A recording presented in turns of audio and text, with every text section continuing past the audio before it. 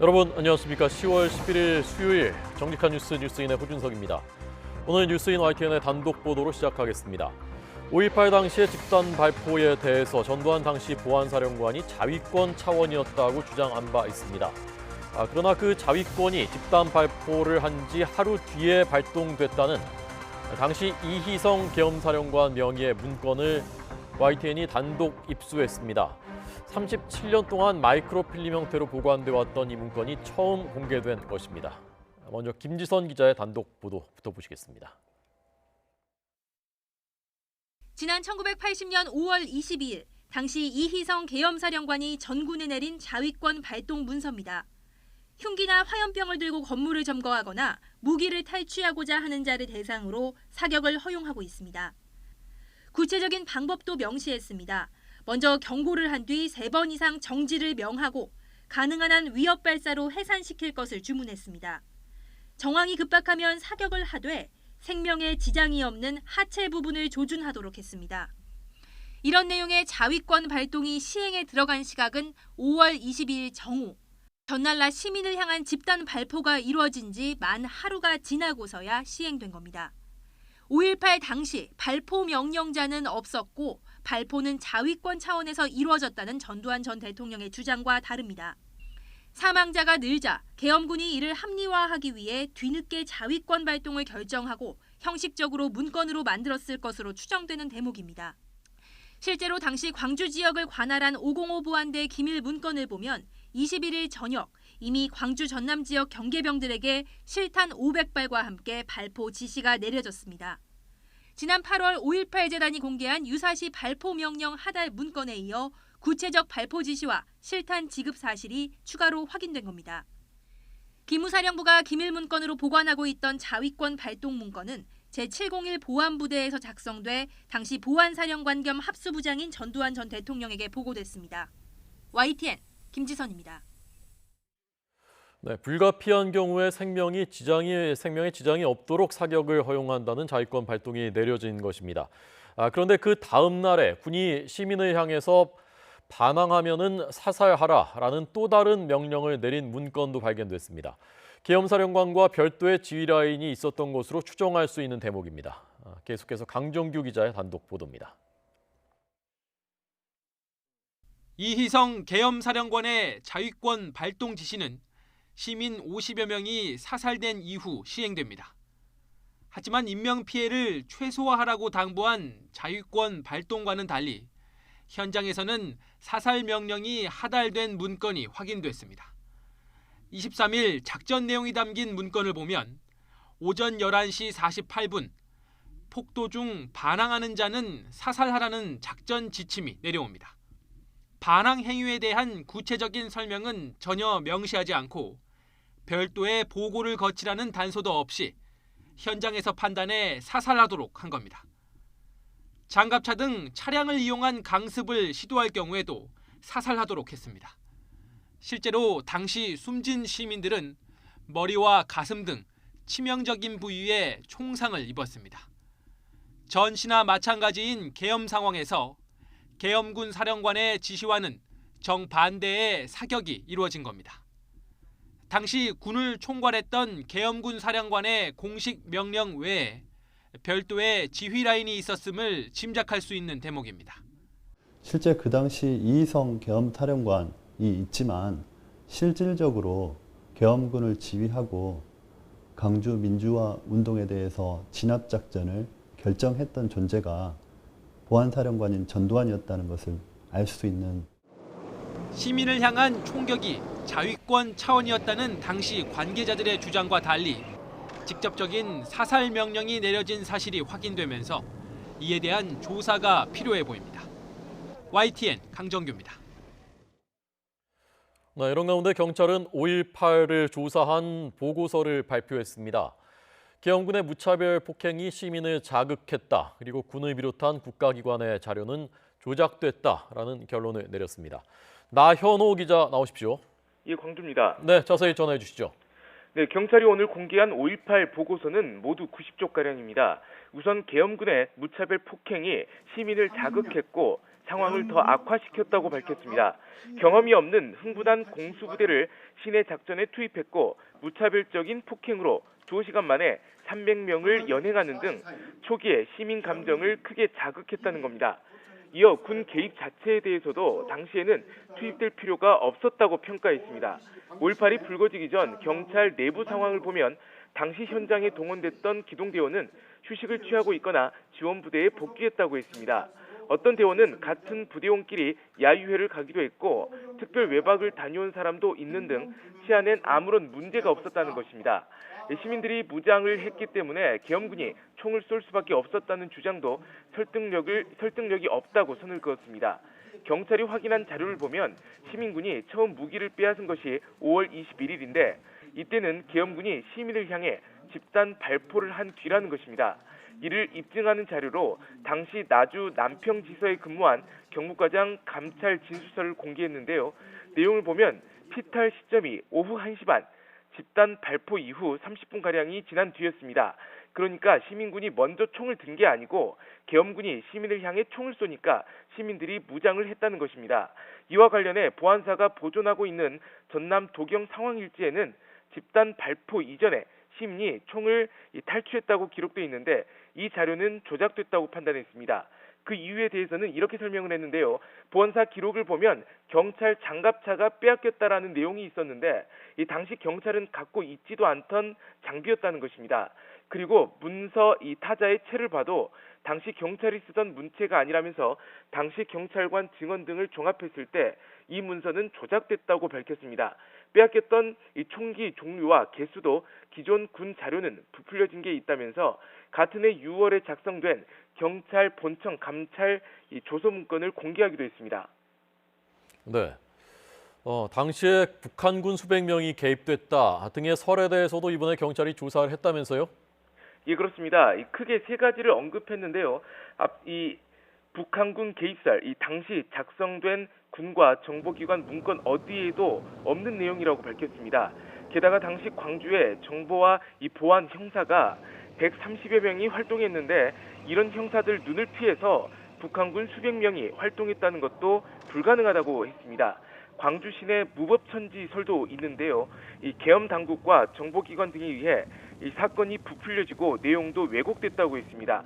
수많은 금융기관이 피해를 봤다는 것도 사실이 아니며 신고 내용과 기록, 증언 등을 종합하면 되레 광주는 안정적으로 질서가 유지됐다고 밝혔습니다.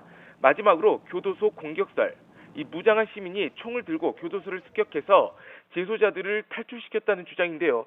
이것도 황당한 주장이라고 못 박았습니다. 교도소 위치가 담양으로 통하는 지방도로와 고속도로 사이에 있었는데 당시 시민은 담양권 진출이 원천적으로 차단돼 있던 상황이라는 겁니다. 주변 경찰서에도 아무런 피해를 보지 않았다고 말했습니다. 당시 교도소장, 관계자 증언, 담양경찰서 피해 경위 등을 종합하면 교도소 공격설 또한 과장 왜곡됐다고 판단했습니다.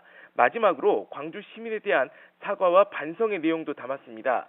공수부대가 초기에 과격 진압을 할 때 적극적으로 제지하지 못했고 5.18에 대한 경찰 자체 진상조사 의지와 노력이 없었던 점에 대해 사과했습니다. 그러면서 지난 5달 동안 자체 조사를 하면서 느낀 소회도 밝혔는데요. 5.18 관련 문서와 기록이 왜곡되고 편향돼서 신빙성 문제가 심각하다고 느꼈다며 관련자 증언과 참여를 통해 진상규명을 해야 한다고 밝혔습니다. 지금까지 광주에서 YTN 나인호입니다. 네, 적폐청산 수사 중인 검찰이 이명박 정부 때 군사이버사령부가 여론 조작했다는 사건, 전직 군사령관 자택 등을 압수수색했습니다. 또 박근혜 정부 때 보수단체들에게 뒷돈 주고 관제 시위를 시켰다는 화이트리스트 사건에서도 오늘 압수수색이 진행됐습니다. 자세히 알아보겠습니다. 김승환 기자 나오십시오. 네, 서울중앙지검입니다. 네, 먼저 사이버사령부 사건부터 전해주시죠. 네, 검찰은 지난달 이태하 전 군사령관 심리전당에 이어서 오늘 오전부터 연재욱 옥도경 전직 군사이버사령관의 주거지 등이 들어가서 관련 자료를 확보하고 있습니다. 이들은 군사이버사령부 심리전단을 동원해 당시 주요 인터넷 사이트와 SNS 등을 통해 여론 공작을 벌인 혐의를 받고 있습니다. 앞서 옥 전 사령관과 이 전 단장의 통화 내용이 공개돼 파문이 일기도 했는데요. 이 전 단장은 김관진 전 장관을 지목하며 장관이 시킨 것이지 부하들이 무슨 죄가 있느냐며 김 전 장관이 댓글 업무를 보고받은 뒤 표창을 주면서 격려했다고 말한 것으로 알려졌습니다. 이에 따라 검찰은 보강 조사를 거친 뒤 김관진 전 장관을 불러서 사실관계를 확인할 것으로 보입니다. 네. 화이트리스트 사건도 압수수색 오늘 압수수색이 이번 사건 첫 압수수색인가요? 네, 처음은 아닙니다. 이미 박영수 특검팀부터 이른바 화이트리스트 수사는 꾸준히 진행되어 왔는데요. 검찰은 지난달 26일에 보수단체 사무실 등 10여 곳에 대해서 압수수색을 했고 오늘은 전직 경찰관 모임인 경우회와 함께 국정원 전직 간부의 자택 등을 압수수색하고 있습니다. 검찰은 청와대뿐 아니라 국정원 고위 간부가 이 과정에 개입한 단서를 포착한 것으로 알려졌는데요. 박근혜 정부 시절 청와대는 친정부 성향의 보수단체들의 대기업 자금 등을 모아주고 시위를 지원한 의혹을 받고 있습니다. 검찰은 이 과정에서 허연준 전 청와대 행정관이 지원이 필요한 보수단체를 지명하면 전경련과 대기업이 지원하는 방식으로 자금이 들어간 것으로 의심하고 있습니다. 앞서 검찰은 이승철 전 전경련 부회장을 여러 차례 참고인 신분으로 불러 조사했습니다. 이 전 부회장은 당시 청와대의 요구로 일부 보수단체에 대기업이 자금을 지원했다는 취지의 진술을 한 것으로 알려졌습니다. 지금까지 서울중앙지검에서 YTN 김승환입니다. 네, 수사가 또 한 가지 추가될 것 같습니다. 교육부의 역사교과서 국정화 진상조사위원회가 이 국정화 추진 과정에서 당시 청와대와 국정원이 여론을 조작했다는 의혹에 대해서 수사를 의뢰하도록 김상곤 사회부총리 겸 교육부 장관에게 요청하기로 의결했습니다. 당시 찬반 의견서 100여 박스를 살펴본 결과 53박스에서 같은 양식과 유형의 찬성 의견서가 발견됐다고 밝혔습니다. 2015년 당시죠. 같은 사람이 이유를 달리해서 수백 장 찬성 의견서를 냈거나 또는 개인정보란에 조선총독부 이완용, 청와대 박정희 이런 상식에 벗어나는 이름으로 찬성 의견서를 낸 경우도 있었다고 밝혔습니다.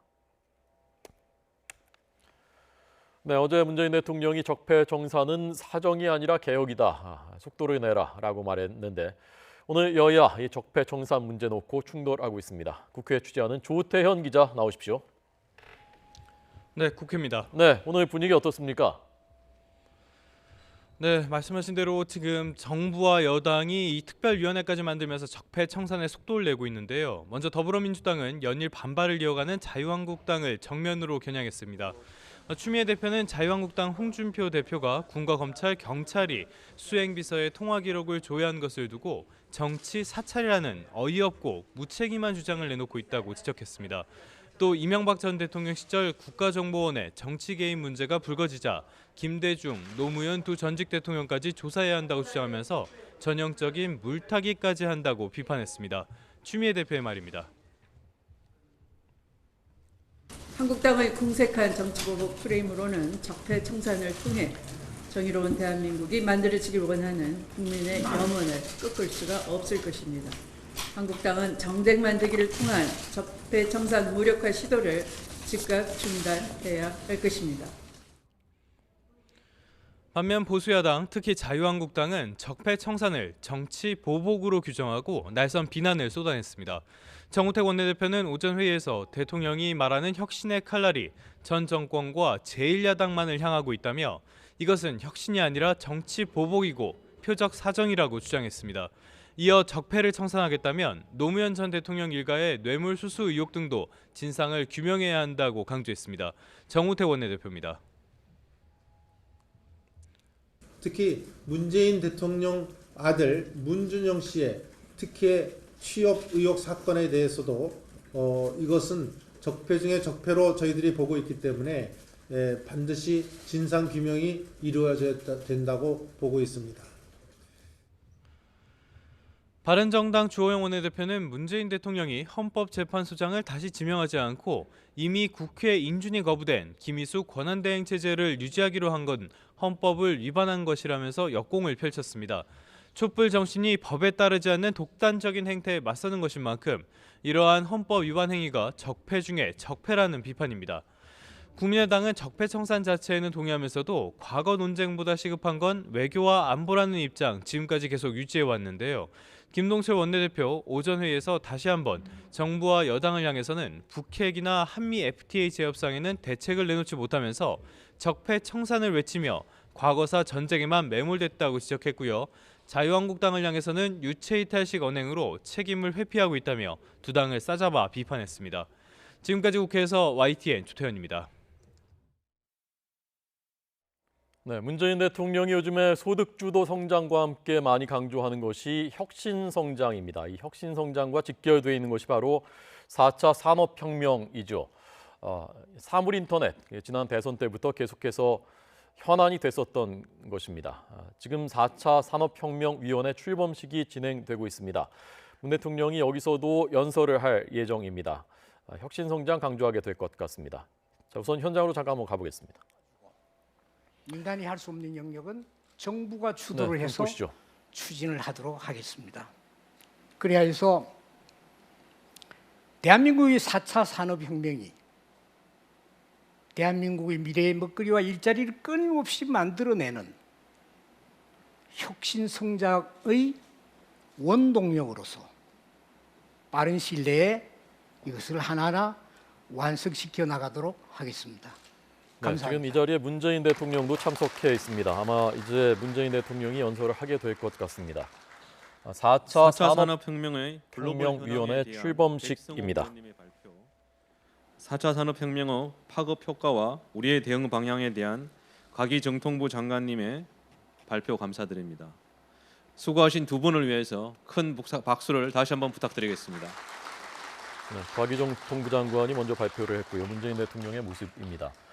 혁신성장, 그럼 소득주도 성장과 함께 문재인 4차 대통령이 산업혁명에 대한 대통령님의 말씀을 듣도록 하겠습니다. 네, 문재인 대통령 연설을 통해서 오늘 이 혁신성장의 개념 그리고 앞으로 정부가 어떻게 하겠다라는 계획을 집중적으로 제시하게 될 예정입니다.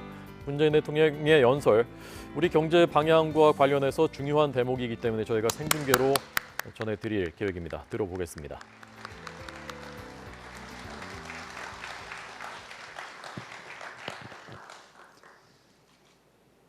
예, 장병규 위원장님과 위원 여러분, 중소벤처 기업인 여러분, 반갑습니다. 드디어 4차 산업혁명위원회가 출범하고 첫 번째 회의를 개최하게 되어서 매우 기쁩니다. 바쁘신 중에도 위원직을 수락해 주신 장병규 위원장님과 위원 여러분께 감사드립니다. 저는 새 정부가 지향하는 경제를 사람 중심 경제라고 말하고 있습니다. 사람 중심 경제는 경제 정책의 중심을 국민과 가게에 두고 경제 성장의 과실을 국민들이 함께 누리는 그런 경제를 말합니다. 사람 중심 경제는 일자리와 소득 주도 성장, 혁신 성장, 공정 경제를 3대 축으로 삼고 있습니다. 그 가운데 혁신 성장은 소득 주도 성장과 함께 새로운 경제 성장을 위한 새 정부의 핵심 전략입니다.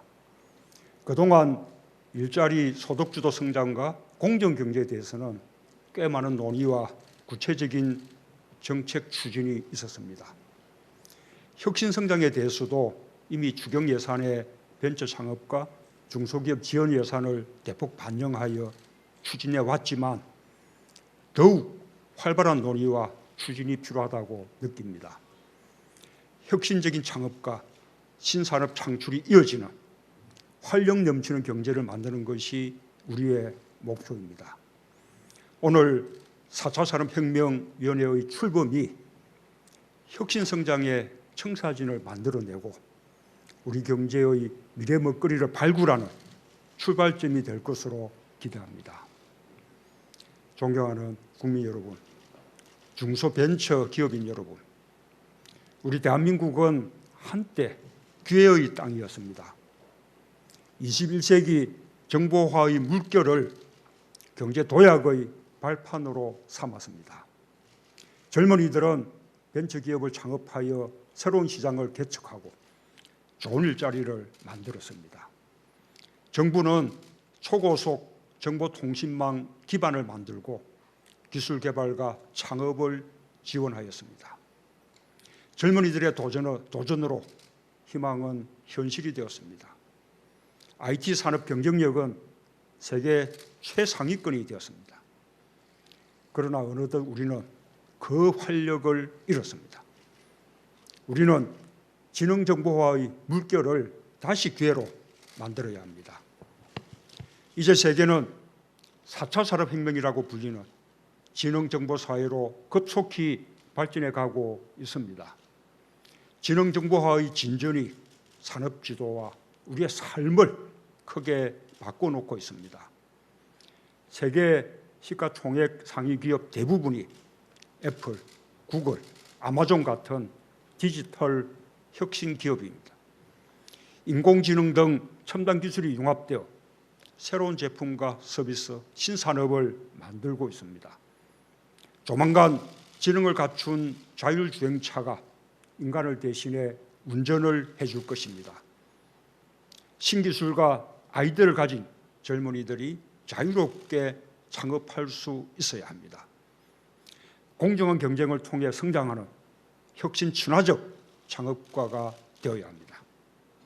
정부는 4차 산업혁명 대응에 국가 역량을 집중하기 위해 중소벤처기업부를 신설하였고 컨트롤 타워 역할을 할 4차 산업혁명위원회도 오늘 출범하였습니다. 정보통신망은 5세대 이동통신망과 사물 인터넷망으로 업그레이드 될 것입니다. 특히 5세대 이동통신망은 내년 평창올림픽 때 시범 운영한 후 2019년에 세계 최초로 상용화할 계획입니다.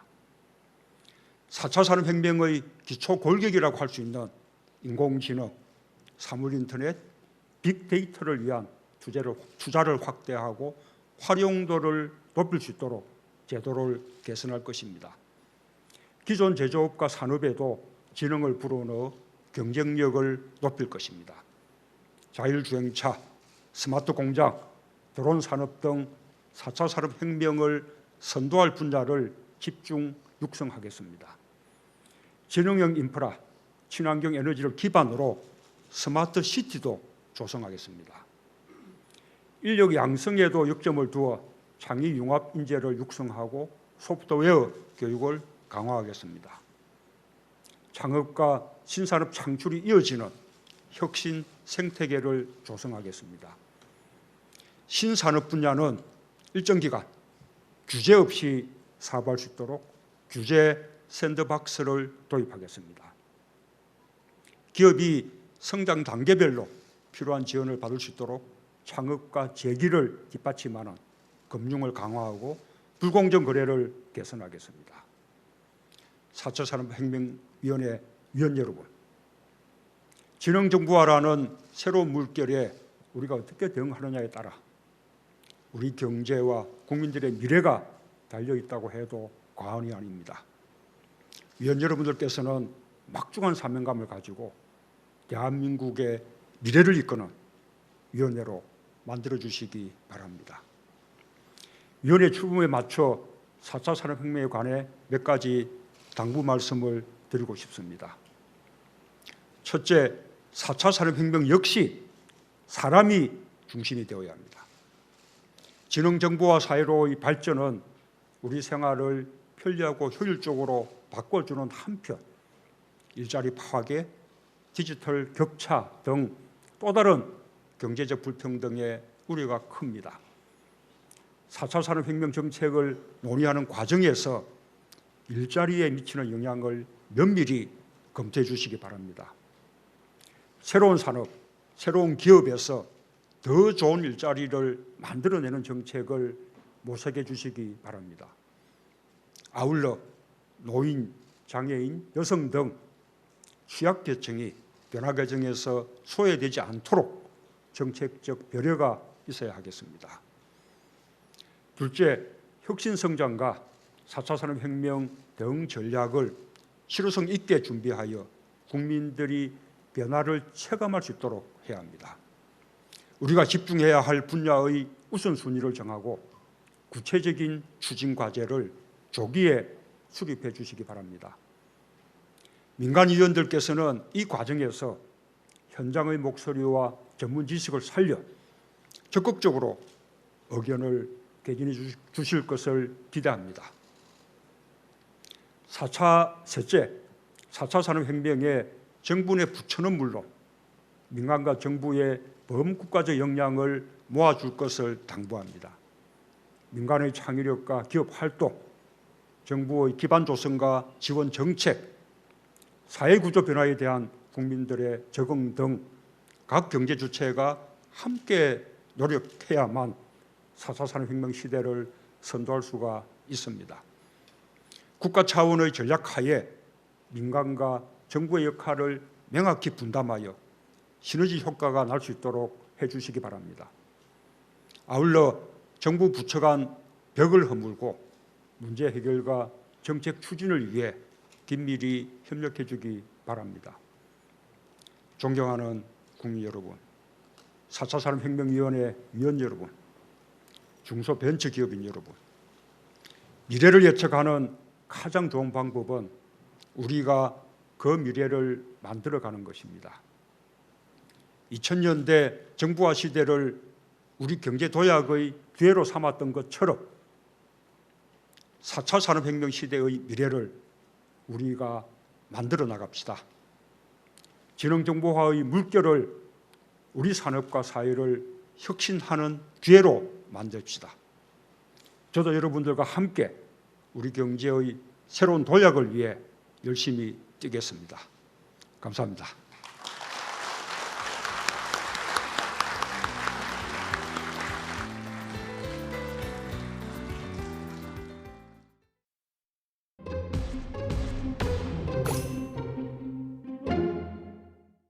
국민의 명령인 적폐청산을 정치보복으로 호도하는 자유한국당의 정쟁 만들기가 도를 넘고 있습니다. 자유한국당 홍준표 대표는 최근 수사당국이 범죄 혐의 수사 대상자의 통화 기록을 조사하는 과정에서 홍 대표 수행 비서와 수차례 통화한 내역이 알려진 것을 두고 자신에 대한 정치 사찰이라는 어이없는 주장을 펼친 바 있습니다. 대통령이 이런 말씀을 했습니다. 이 한반도 문제는 현실적으로 우리에게 해결할 힘이 있지 않고 또 합의를 이끌어낼 힘도 없다. 그동안 대통령이 얘기했던 운전자론은 도대체 어디로 갔습니까? 청와대가 김미수 헌법재판관의 헌재 소장 대행 체제를 유지하겠다고 발표했습니다.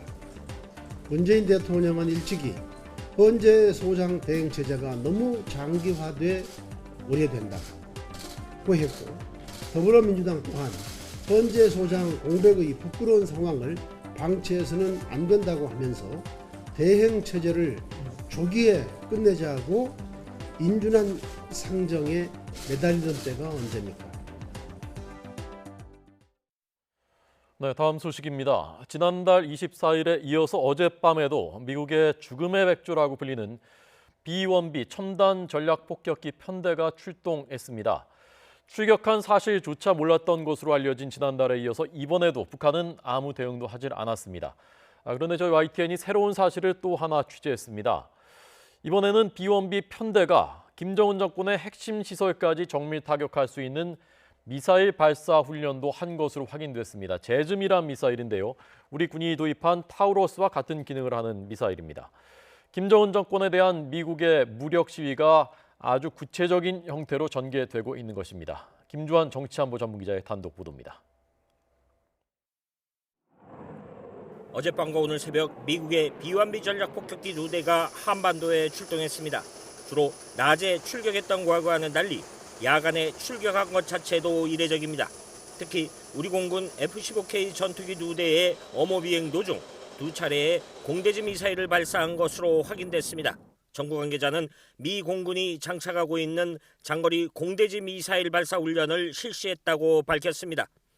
동원된 공대지 미사일은 사거리 800km에 달하는 제즘 ER이었습니다. 제즘 ER은 탄두에 목표물 위치 식별 기능까지 갖추고 있어 타격 오차가 2 내지 3m 안팎인 전략 미사일입니다. 유사시 제주도 남쪽에서 평양의 주요 목표물을 타격할 수 있는 미군의 독자적인 핵심 무기로 지난 6월 주한미군에도 이 미사일이 배치됐습니다. 지난 8월 미 MBC 방송은 유사시 제즈-2R 등을 장착한 비완비 전력 폭격기가 북한을 타격하는 데 선봉에 설 것이라는 보도를 한 적이 있습니다. 비완비 전력 폭격기가 60여 톤의 폭탄을 탑재한 채 마하 1.2의 속도로 적 전투기를 따돌리고 폭탄을 투하하는 데 최적화된 폭격기이기 때문입니다. 북한이 당 창건 기념일을 전후해 도발을 감행할 수도 있다는 관측이 제기된 상황에서 이처럼 제즈 미사일의 야간 발사 훈련은 보다 강력한 군사적인 압박 수단이 될 수도 있습니다. 특히 미국의 공격형 핵잠수함인 투싼이 진해항에 입항한 데 이어 이번 주말쯤 미 항공모함 로널드 레이건 함까지 동해로 출동하는 등 한미 양국의 대북 압박은 더욱 강화될 것으로 예상됩니다. YTN 김주환입니다. 네, 청와대는 비원비 편대 한반도 출격은 미군의 첨단 전략 무기를 한반도에 순환 전개하기로 한 한미 정상회담 합의의 일환이라고 밝혔습니다. 청와대 핵심 관계자가 이렇게 말했습니다. 북한이 언제든 도발할 수 있는 긴장 상태가 계속되고 있기 때문에 비원비 편대 출격을 통해서 북한에 확실한 경고를 보내는 의미도 있다고 말했습니다. 트럼프 미 대통령은 미국 외교가의 거두죠. 헨리 키신저 전 국무장관의 면담에서 북핵에 대한 해법에 대한 조언을 들은 것으로 알려졌습니다. 트럼프 대통령이 내달 한중일 세 나라를 포함한 첫 아시아 순방을 앞두고 있는 상황이어서 어떤 영향을 미칠지 주목을 받고 있습니다. 키신저 전 국무장관은 최근에 중국이 김정은 정권을 붕괴시키면 한반도에서 주한미군을 철수시킬 수 있다는 이른바 미중 간의 빅딜론을 주장한 바 있었습니다. 네, 이런 가운데 북한이 지난달 말에 사정거리를 늘린 신형 대륙간 탄도미사일, 미 본토까지 겨냥할 수 있는 미사일이죠. ICBM 개발을 완료했다고 북한 사정에 정통한 서울 군사 소식통을 인용해서 일본의 유력지인 아사히 신문이 보도했습니다. 지난 7월에 북한이 ICBM 화성 14형을 시험 발사에 성공한 바 있습니다. 그런데 이 화성 14형을 개량한 더 신형인 ICBM 개발을 완료했다는 것입니다. 화성 14형은 2단식이기 때문에 북한이 세계 각국의 ICBM이 많이 쓰고 있는 3단식을 개발한 것으로 보인다는 견해를 군사 전문가들이 밝힌 것으로 보도됐습니다.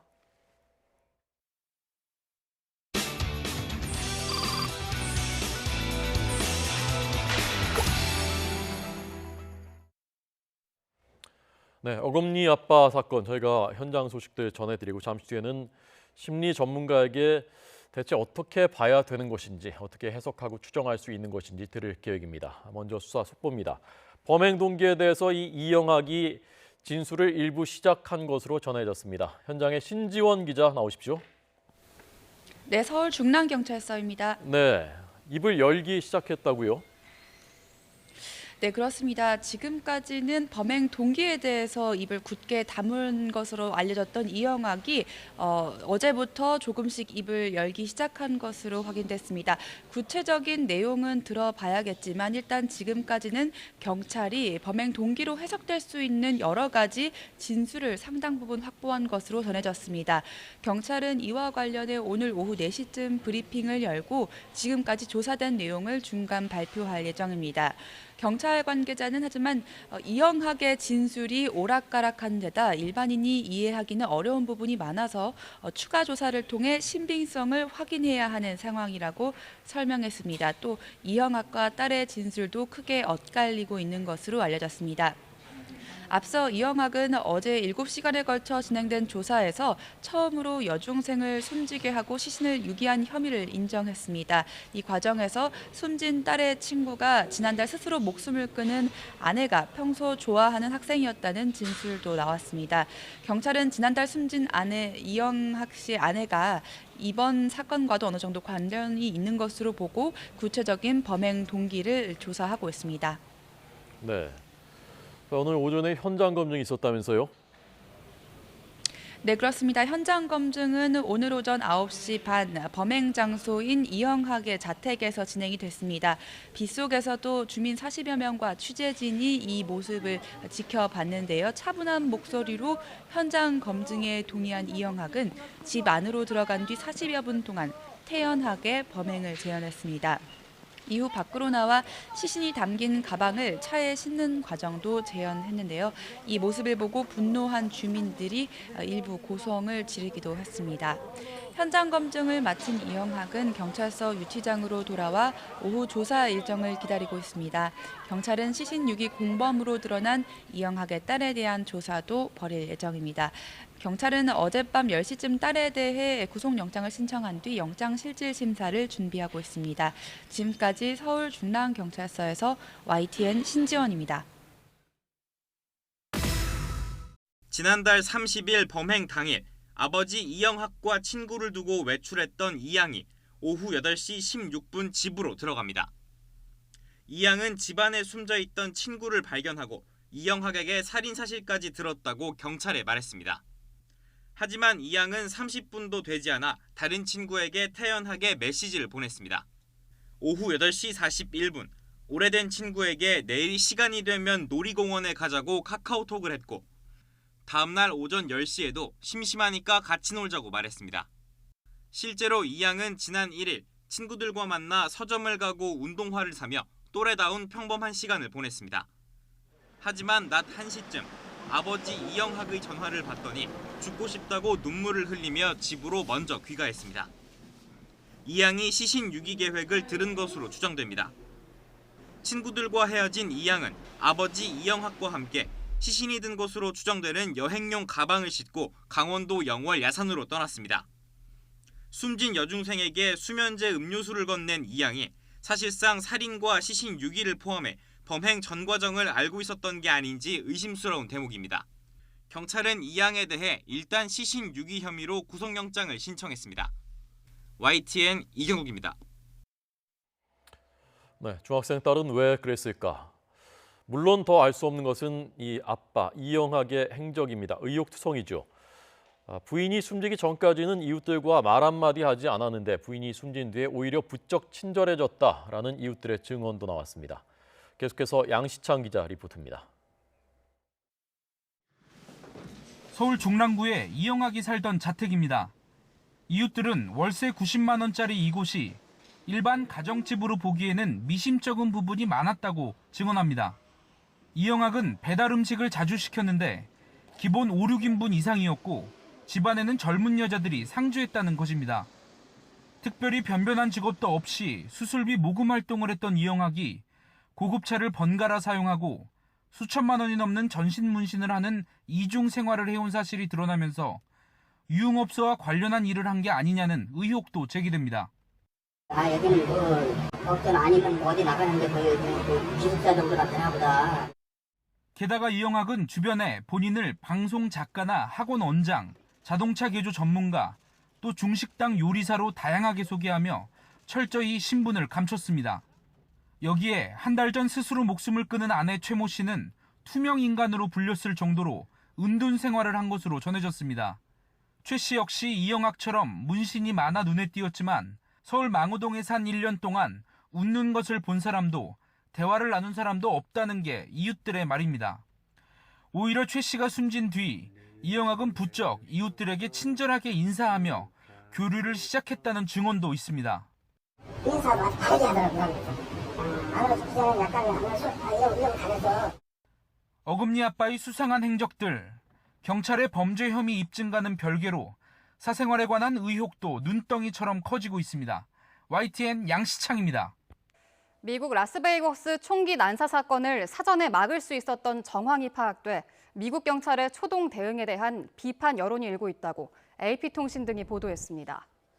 현지 경찰은 애초 총격범 스티븐 패덕이 총기를 난사하다가 호텔 보안요원이 방에 접근하자 보안요원을 쏜 뒤 난사를 멈췄다고 발표했는데 경찰의 처음 발표와는 달리 보안요원 피격 시점이 총기 난사 이전이었던 것으로 밝혀져 보안요원 피격 후 발빠른 대처가 이뤄졌다면 참사를 막을 수 있었다는 지적이 나오고 있습니다. 어제 의정부 아파트 공사 현장에서 무너져 사상자 5명을 낸 타워 크레인은 제조된 지 27년 된 것으로 드러났습니다. 의정부 고용노동지청은 해체 작업 중이던 타워 크레인이 넘어져 3명이 숨지고 2명이 다친 이번 사고와 관련해 해당 타워 크레인의 제조 연도가 1991년이라며 장비 노후화와 이번 사고가 관련 있는지 조사하고 있다고 밝혔습니다. 공관병에 대한 갑질 의혹을 받았던 박찬주 육군대장이 뇌물 및 부정청탁금지법 위반 등의 혐의로 군사재판에 넘겨졌습니다. 박 대장은 2014년 무렵 고철업자 A씨에게 군 관련 사업의 편의를 제공하는 대가로 항공료와 호텔비, 식사비 등 760여만 원 상당의 향응과 접대를 받은 혐의를 받고 있습니다. 당초 군 검찰은 박 대장의 공관병에 대한 부당 행위에 주목해 직권 남용 혐의로 형사 입건했지만 이에 대해서는 무혐의 처분하기로 했습니다. 야생 진드기에 물려 걸리는 중증 혈소판 감소 증후군이 개를 매개로 전파된 사례가 일본에서 처음으로 확인됐습니다. 일본 후생 노동성은 도쿠시마현에 사는 40대 남성이 중증 혈소판 감소 증후군에 걸린 것으로 판명된 반려견과 접촉한 뒤 발열과 설사 등 중증 혈소판 감소 증후군 증상을 보였다고 발표했습니다. 후생 노동성은 A씨가 개의 타액을 통해 감염됐을 가능성이 큰 것으로 보고 있습니다. 필리핀 중부 일로일로시의 한 아파트에서 한국인 교민 57살 A씨가 숨진 채 발견됐다고 현지 언론이 보도했습니다. 경찰은 용의자로 A씨의 25살 아들을 체포해 조사하고 있는데 A씨가 자신의 아내에게 흉기를 겨누자 아들이 이를 막으려는 과정에서 아버지를 살해했을 가능성이 있는 것으로 보고 있습니다. 청와대와 국무총리실 등 중앙부처 1급 이상 고위공직자 10명 가운데 4명은 주택을 2채 이상 보유한 것으로 나타났습니다. 고위공직자가 보유한 주택의 3분의 2는 강남 4구를 포함한 투기 과열지구에 있는 것으로 파악됐습니다. 조성호 기자입니다. 김현미 국토교통부 장관은 파리 부동산 대책을 발표하면서 집을 많이 가진 사람, 이른바 다주택자를 직접 압박하고 나섰습니다. 집이 많이 가진 사람들은 좀 불편하게 되는 겁니다. 자기가 꼭 필요해서 사는 거 아니라면은 집을 파는 게 좋겠다. 그런데 정부의 고위공직자 10명 가운데 4명꼴로 파리 대책이 겨냥한 다주택자였습니다. 중앙부처의 1급 이상 고위공직자 655명의 부동산 현황을 들여다봤더니 275명이 주택을 2채 이상 보유한 것으로 나타난 겁니다. 다주택자 가운데는 2주택자가 195명, 3주택자가 47명, 4주택자가 17명이었고 주택을 5채 이상 가진 공직자도 16명이나 됐습니다. 다주택자를 부처별로 보면 교육부가 44명으로 가장 많았고 주택정책의 주무부처인 국토교통부가 2위를 기록했고 산업통상자원부, 외교부가 뒤를 이었습니다. 조사 대상인 고위공직자가 보유한 주택은 모두 1000여 채였는데 600여 채가 투기 과열지구로 지정된 지역에 있었습니다. 서울 강남구와 서초구, 송파구, 강동구 등 이른바 강남 4구에 있는 주택도 300채 가까이 됐습니다. 부동산 투기를 잡겠다고 하는 문재인 정부의 고위공직자 중 40% 이상이 다주택자인 것을 국민들께서 어떻게 바라보시겠습니까? 정부의 고위공직자부터 모범을 보여야 합니다. 이번 조사는 문재인 정부 출범 이후 관보에 공개된 청와대와 중앙부처 1급 이상 고위공직자의 부동산 보유 현황을 전수조사해 분석한 겁니다. YTN 조성호입니다. 비가 그친 뒤 찬바람이 불면서 날이 부쩍 쌀쌀해졌습니다. 내일은 수도권을 제외한 대부분 지역에 또 한 차례 비가 내리겠는데 이 비가 그치고 나면 날씨는 더 추워질 전망입니다. 현장 연결해 날씨 자세히 알아보겠습니다. 박현실 캐스터. 네, 평화공원에 나와 있습니다. 네, 비는 그쳤는데 찬바람이 강하다고요? 네, 그렇습니다. 비가 그친 뒤 날이 부쩍 쌀쌀해지고 있습니다. 현재 서울 기온 20도를 밑돌고 있는데요. 찬바람 때문에 체감 온도는 더 낮습니다. 내일 낮부터 비 소식이 있습니다. 내일 낮에는 서울 수도권을 제외한 강원 영서를 제외한 전국에 비가 오겠는데요. 비의 양을 보겠습니다. 예상되는 비의 양은 강원 영서와 수도권을 제외한 전국에 비가 올 텐데요. 영동과 전남 남해안, 영남에 5에서 40mm의 비가 내리겠습니다. 영서 남부와 충청 호남, 제주도에는 5mm 안팎의 비가 예상됩니다. 잦은 비로 날씨는 점점 더 추워지겠습니다. 서울 아침 기온이 내일 11도, 모레는 7도까지 떨어지면서 올가을 들어 가장 춥겠습니다. 낮 기온도 내일은 15도, 모레는 20도에 머물면서 쌀쌀한 날씨가 이어지겠습니다. 내륙뿐 아니라 해상에도 강한 바람이 불고 있습니다. 서해 먼바다와 동해 전해상에 풍랑주의보가 내려져 있는 상황입니다. 항해나 조업하시는 선박은 주의하시기 바랍니다. 지금까지 평화의 공원에서 YTN 박현실입니다. 이 시각 주요 뉴스입니다. 5.18 집단 발포에 대해 당시 보안사령관이었던 전두환 전 대통령은 자위권 차원이었다고 주장했지만 자위권 발동은 집단 발포가 있은 지 꼬박 하루가 지나서야 내려진 사실이 확인됐습니다. 당시 자위권 발동 문건을 YTN이 단독 입수했습니다. 이명박 박근혜 정부 시절 군의 정치 개입 의혹을 수사하는 검찰이 전직 군 사이버 사령관 2명의 자택을 압수수색했습니다. 또 MB정부 국정원의 비방 공작 수사와 관련해 국민의당 이상돈 의원이 피해자 조사를 받습니다. 죽음의 백조로 불리는 미국의 B-1B 전략폭격기 2대가 어젯밤 한반도 상공에 출동했습니다. 가상의 목표물을 향해 공대지 미사일 발사 훈련도 실시했습니다. 여중생 딸 친구를 살해하고 시신을 유기한 이른바 어금니 아빠 사건의 현장 검증이 진행됐습니다. 피의자 이영학 씨는 망우동 자택에서 범행을 저지른 뒤 시신이 담긴 여행용 가방을 차량에 싣는 모습까지 재현했습니다. 청와대와 총리실 등 중앙부처 1급 이상 고위공직자 10명 가운데 4명은 주택을 2채 이상 보유한 것으로 나타났습니다. 또 보유주택의 3분의 2는 강남 4구를 포함한 투기 과열지구에 있는 것으로 파악됐습니다. 중소기업 전문 TV 홈쇼핑, 홈앤쇼핑의 신사옥 건설 시공사 선정 관련 의혹을 수사하는 경찰이 홈앤쇼핑을 압수수색했습니다. 경찰은 홈앤쇼핑이 낮은 입찰가를 제시한 업체를 입찰에서 떨어뜨린 경위를 확인할 계획입니다. 지금까지 이 시각 주요 뉴스였습니다.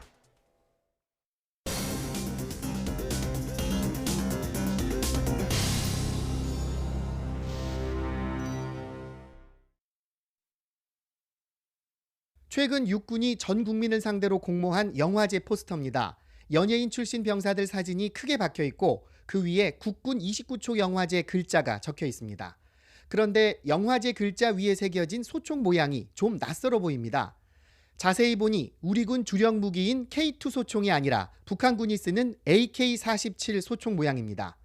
시청역 부근을 지나다가 이 영화제 광고판을 본 제보자는 어처구니가 없어 화까지 났다고 말했습니다. 이게 도대체 어느 나라의 군대 홍보지를 갖다가 정말 황당한 정도로 놀랐습니다, 솔직히. 더 황당한 건 영화제를 주최한 육군본부가 이 사실을 알고도 묵인했다는 점입니다. 공동주최자 측에서 포스터를 제작했는데 이미 프린트가 끝난 상황에 발견해 더 문제 삼지 않았다고 설명했습니다. 디자인은 저희가 한 게 아니고 인쇄가 그렇게 된 이후에 저희가 발송을 하고 그때 봤을 거냐 그거를. 지난 8월에도 기획재정부가 내년도 예산안을 발표하며 AK 소총과 오각별이 그려진 인민모 문양을 썼다가 부랴부랴 교체한 적이 있었습니다. 이번엔 다른 곳도 아닌 국군을 알리고 홍보하기 위한 포스터에 북한군 소총 이미지가 버젓이 사용됐다는 점에서 충격이 쉽게 가라앉지 않을 것으로 보입니다. YTN 이문석입니다. 네, 이 사람이 미국 헐리우드의 거물 하비 와인스틴입니다.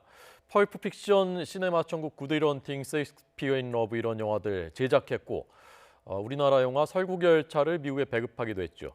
이 사람이 많은 여배우들 그리고 직원들을 성추행한 사실이 밝혀지면서 지금 헐리우드가 발칵 뒤집혔습니다. 그런데 이번에는 그냥 성추행 정도가 아니라 여배우들을 성폭행했다라는 폭로까지 나왔습니다. 미국 잡지 뉴요커의 보도입니다. 최소 3명의 여성이 이 와인스틴에게 성폭행을 당했다고 털어놨다고 보도하면서 녹음 파일까지 공개했습니다. 네, 그런데 이 성추행 피해자 중에는 우리가 다 아는 안젤리나 졸리, 기네스 펠트로 같은 여배우들도 포함되어 있었던 것으로 확인됐습니다. 화면 보시죠. 네, 뉴욕타임즈의 보도입니다. 와인스틴한테 성추행, 성폭행 당했다는 여배우들의 제보가 잇따르고 있는데 이 중에 기네스 펠트로우, 안젤리나 졸리, 그리고 미라 소르비노 등의 유명한 배우들이 포함되어 있다는 것입니다.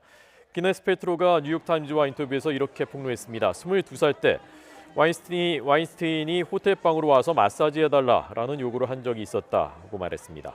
이 일로 당시의 남자친구였던 브래드 피트가 크게 화를 냈다라고 말했습니다. 안젤리나 졸리 역시 뉴욕타임즈에 이메일을 보냈는데요. 과거에 자신을 호텔방에서 성추행하려고 했지만 저항했다는 것입니다. 그 일 뒤로는 다시는 와인스타인과 작업하지 않았고 다른 사람들한테도 조심하라고 경고했다라고 이메일에 쓴 것으로 알려졌습니다. 네, 바른정당의 쌍두마차 중에 쌍두라고 할까요? 김무성, 유승민 두 지도자가 보수 대통합을 놓고 본격적으로 이견을 드러내고 있습니다. 오늘 나온 김무성, 유승민 두 의원의 발언 들어보겠습니다. 추석 연휴가 끝나고 다양한 채널을 통해서 통합 논의가 지금 진행이 되고 있습니다. 지금 뭐라고 단정해서 말씀드리기 어렵습니다. 그래도 전당대회 전에는 조금 어느 정도 궤도에 올려놔야 된다고 생각하시는 건 동의하시는 건가요? 그렇습니다. 추석 민심은 국민들이 전쟁이 나느냐 안 나느냐에 굉장히 불안해하고 계십니다. 그 말은 북의 위기에 대해서 문재인 정부가 제대로 대응을 하지 못하고 있다는 것을 말합니다. 여기에 대해서 우리 보수 야당들이 좀 더 효과적으로 대응을 잘 하기 위해서는 힘을 합쳐야 된다 하는 그런 생각을 지금 많이 하고 있습니다. 김무성 의원도 네. 그 바른정당 전당대회 이전에 통합 논의가 이제 궤도에 올라야 한다. 국민들한테 아무 희망도 못 주고 아무런 변화도 하지 않는 자유한국당에 기어 들어가는 그런 통합, 그거는 크게 봐서 그 보수 정치 또 한국 정치 앞날을 위해서 아무런 도움이 안 되는 일이다라고 생각하고, 그 점에 대해서는 제가 분명히 이야기했기 때문에 자꾸 통합 이야기를 하면서 바른정당을 분열시키고 흔드는 그런 당 안팎의 그런 행위들 중단해 주기를 바라고, 홍준표 대표가 그 자유한국당 대표로서 자기 당 지지도 올릴 생각이나 하지 자꾸 남의 당 전당대회를 이렇게 방해하는 이런 행위는 저희들로서는 받아들이기 힘들고요. 그 영감님은 자유한국당 그 지지도나 신경 쓰시라고 그렇게 말하고 싶네요. 네, 내년 6월에 러시아에서 월드컵이 열립니다. 본선 진출팀들이 하나씩 확정돼 가고 있습니다. 아슬아슬했었던 메시의 아르헨티나가 가까스로 월드컵에 올랐습니다. 메시를 월드컵에서 못 보는 줄 알았는데 막판에 본선행 티켓을 따냈습니다. 남미에선 최종전에서 에콰도르를 3대1로 이겼습니다. 메시가 해트트릭을 달성했습니다. 12회 연속으로 월드컵 본선 진출을 달성한 것입니다. 반드시 이겨야 하는 경기. 에콰도르한테 선제골까지 내줬습니다. 그러나 메시가 잇따라 3골을 넣으면서 3대1 역전승을 거뒀습니다. 자, 좀 더 볼까요? 네, 메시의 해트트릭. 메시가 본선에서는 월드컵 본선에서는 늘 약한 모습이었는데 이번에는 어떨지, 어쩌면 마지막 기회가 될지도 모르겠습니다. 자, 또 다른 팀, 주목되는 팀, 호날두의 포르투갈도 유럽 지역 예선 최종전에서 스위스를 2대0으로 꺾고 조 1위로 본선 직행 티켓을 따냈습니다. 메시와 호날두의 대결도 월드컵에서 성사될 가능성이 생겼습니다. 네, 우리나라도 본선 티켓을 따냈죠. 그런데 참 걱정이 많이 됩니다. 김재형 기자 리포트 보시겠습니다. 말 그대로 참담한 완패였습니다. 대표팀은 아프리카의 모로코를 상대로 경기 시작 10분 만에 2골을 허용했습니다. 모로코의 유연한 개인기와 측면 공략에 수비 조직력이 와르르 무너졌습니다. 러시아전과 같은 3백 전술의 선발 명단을 대거 바꿨는데 이게 자충수가 됐습니다. 서로 호흡이 안 맞다 보니 수비 간격이 무너지면서 우왕좌왕 허둥대기만 했습니다. 결국 심태용 감독은 전반 28분 3명을 교체하며 변형 3백 실험을 조기에 접었습니다. 권창훈, 구자철 등이 투입되며 공격력이 다소 살아났지만 고질병인 골 결정력이 문제였습니다. 오히려 후반 시작과 함께 모로코의 추가골을 얻어맞으며 대표팀은 대패 위기에 몰렸습니다. 대표팀은 후반 중반 구자철이 얻어낸 페널티킥을 손흥민이 성공해 그나마 0패를 면했습니다. 모로코가 주전 선수를 제외한 사실상 2군이었다는 점에서 경기력은 그야말로 절망적이었습니다. 이로써 신태용호는 원정 평가전 2경기를 7실점 전패라는 참담한 성적으로 끝냈습니다. 취임 후 4경기에서 2무 2패에 그친 신태용 감독의 입지도 좁아질 전망입니다. 희망 대신 절망을 보여준 대표팀은 다음 달 2차례 평가전을 통해 다시 시험대용입니다. YTN 김재혁입니다.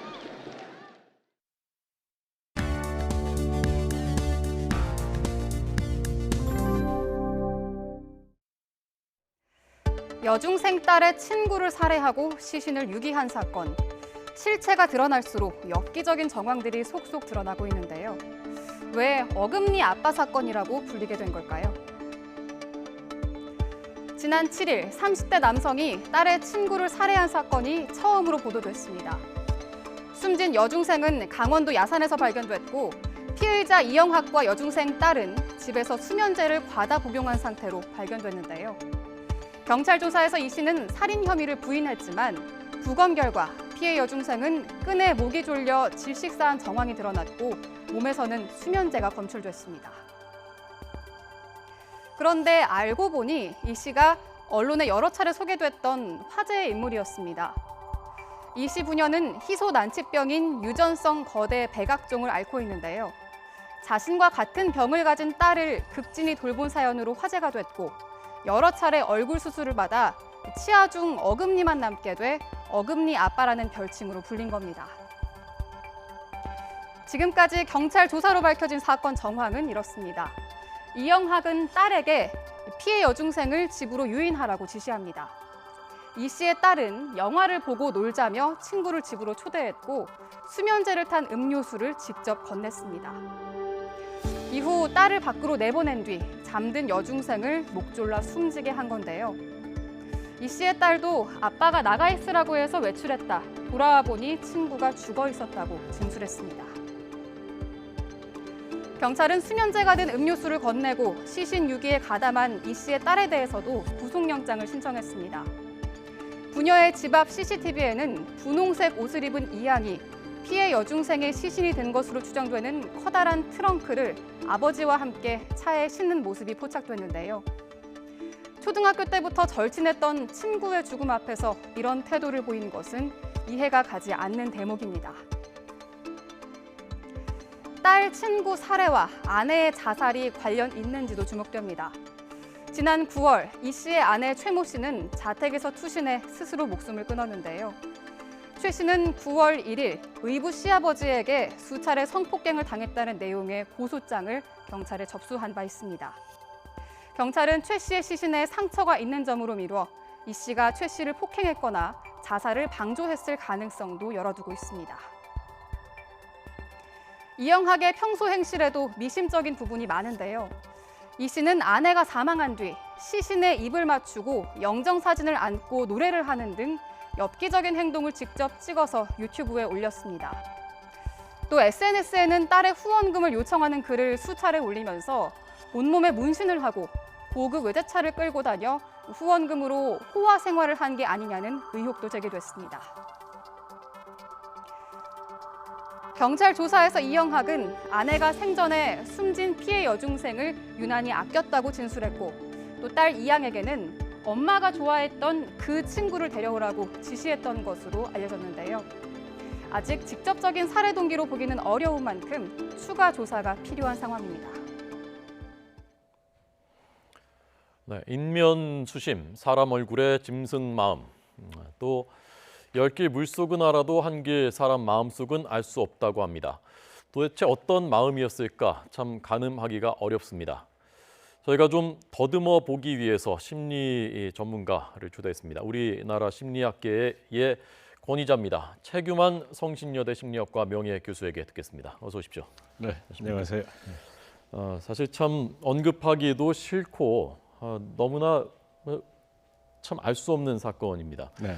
우선 교수님은 어떤 느낌 받으셨는지, 전문가 입장에서 어떤 느낌 받으셨는지부터 좀 듣겠습니다. 이 사건을 이렇게 보면서 아주 심정이 굉장히 착잡한데요. 초기에는 국민의 이제 굉장히 그 감동 드라마로 이렇게 시작했단 말이죠. 그 딸을 이렇게 잘 돌보는 아빠. 네. 근데 이제 말기에는 이제 오히려 이렇게 엄마의 죽음, 또 딸 친구의 죽음, 또 이렇게 여러 가지 후원금을 갖다가 이용한 뭐 이제 그 자기의 남용, 그래서 배신감 느끼고, 그래서 이거를 보는 모든 국민들 입장에서 많이 스트레스도 받고 참 많이 그 힘들지 않으실까 이런 생각이 들어갑니다. 예. 지금 경찰이 수사를 하고 있고 이제 진술을 조금씩 하기 시작했다고 하는데 어제 범행은 자백을 했고, 그러나 경찰도 굉장히 조심스러워하는 것 같습니다. 여러 가지 뭐 요인들이 얽혀 있는 것이라서요. 쉽게 예단할 수는 없는 상황입니다만은 교수님 보시기에는 제일 중요했던 어떤 요인이랄까 이 사건 전체를 지배하는 그런 것은 어떤 것이라고 보셨습니까? 그러니까 이제 이 사건의 그 핵심은 이제 왜 아빠가 이렇게 딸의 친구를 이렇게 살해했을까? 예. 또 이렇게 살해하는 이 과정에서 보면은 여러 가지 의문점이 있잖아요. 네. 또 딸을 이렇게 딸을 이용해서 친구에게 이제 그 수면제를 먹이고 또 이제 그 시체로 이렇게 발견된 이런 그 정황인데 지금 이제 그 가해자는 이제 처음부터 이제 입을 열지 않죠. 입을 열지 않고 이제 여러 가지 충이 들으면 조금 이제 증거가 나오면은 이게 시인하는 식으로 가지는 이런 모든 게 정황을 보면서 그 어떤 거가 이렇게 떠오르냐면은 이게 성폭력 이 가해자들의 그 범죄 행위가 이렇게 떠오르는 게 있었어요. 네. 그러니까 이런 사람들의 그 특징은 자기의 행동을 갖다 이렇게 부인하고 자기의 그 수치심이 드러날까 봐서 부정하는 거가 이렇게 특징이거든요. 그래서 그 딸의 그렇게 죽이는 그 사망의 동기 이런 측면에서 네. 그 성적인 어떤 이 추행이나 이 성적인 이런 그 이렇게 불법적인 접근이 있지 않았을까 하는 뭐 이런 걸 이렇게 조심스럽게 한번 이렇게 추정해 볼 수 있을 것 같습니다. 네, 교수님이 그 성범죄 관련해서 그 임상 심리를 많이 연구하셨다면서요? 네네. 그 사례들을 많이 그 보시고 만나보시고 하셨습니까? 실제로 이제 그런 사람들 이 보호 감옥소에 가서 이제 치료도 하고 뭐 이런 행동을 많이 했죠. 예.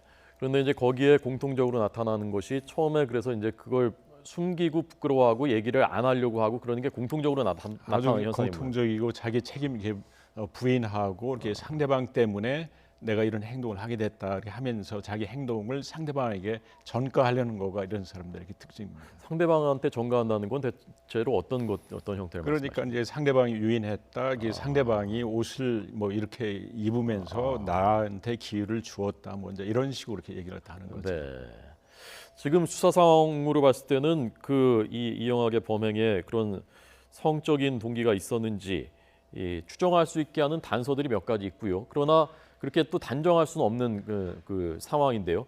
지금 말씀하신 처음에 자백을 안 했다는 거 말고 또 교수님 보시기에 객관적으로 보시기에 또 그것이 뭔가 성범죄와 관련이 있지 않을까 하고 또 그 연관시킬 수 있는 단서는 또 다른 거 발견하신 거 없습니까?